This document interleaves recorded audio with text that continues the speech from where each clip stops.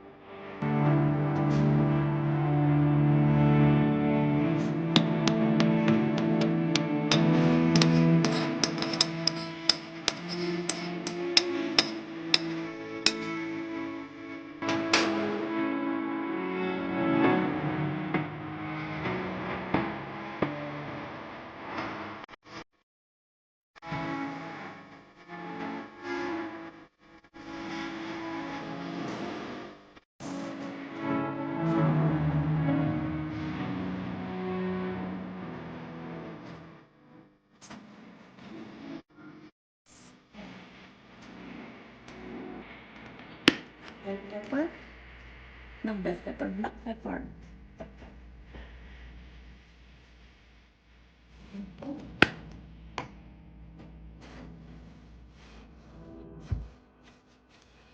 Tapos yung cheese natin. Ayan na yung cheese.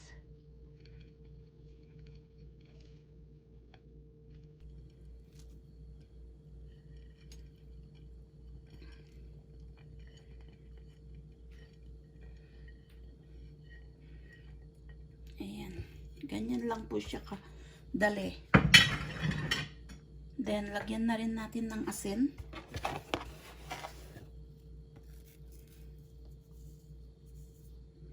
Para may lasa yung karne. So, ngayon, malinis na po yung kamay ko kasi hinugasan ko na kanina. So, ang gawin lang natin is i-mince natin ito.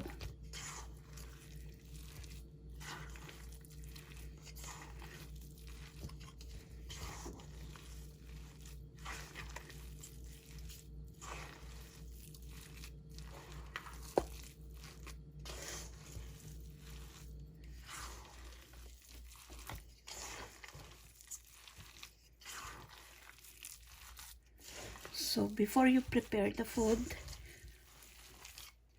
make it sure that you wash your hand properly.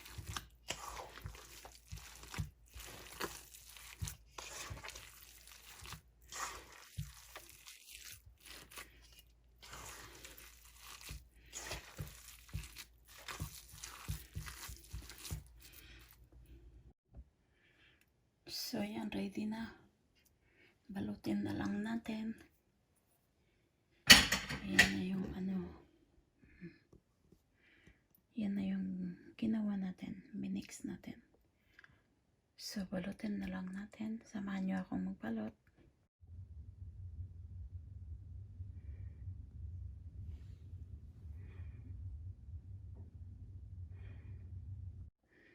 So, yan po yung embutido natin. 1 cup po. Yung karne is 1 cup. 1 cup po yung karne niya. Ayan. Tapos, iro-roll lang po natin yan. Na parang ice candy. So, ganyan na po siya. Tapos, balutin na lang natin. Ganyan. Iikot. So, that's it. Madali lang.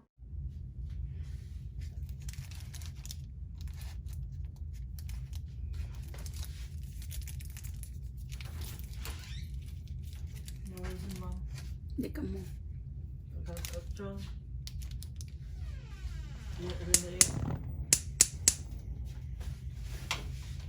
Natabang na kagaramit yung embutido. Natanda ko sa ko na borbor. Wala ka tempered na ka borbor ulag na amin. Nakaburburang. Lagi nga ato. Kung siya kidi na to gawak kasta sayang ay ta kwanto daytan. Lagi nga ato pa yan. Nga to jay. So ayan, luto na po siya. Ayan. Dahan-dahan pa siya mainit.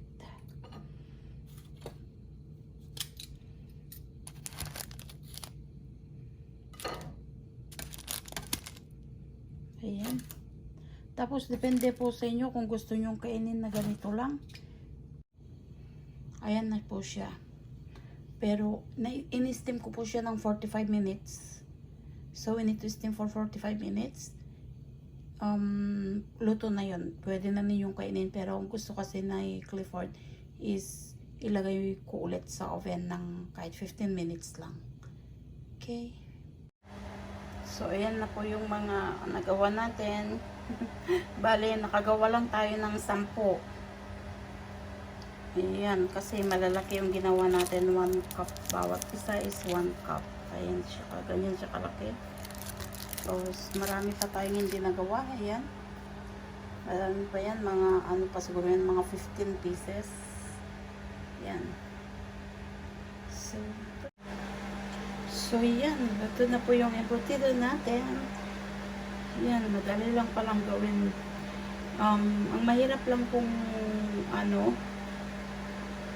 wala namang mahirap kasi pati yung pag-mix ng mga ingredients niya, mince lang naman yun, madali lang. Yung magbalot lang ang medyo mahirap. So, this is for tonight. Thank you for watching. See you guys next time. Bye! At saka kung di pa kayo nakapag-subscribe sa aking channel, please subscribe. Thank you. Good night.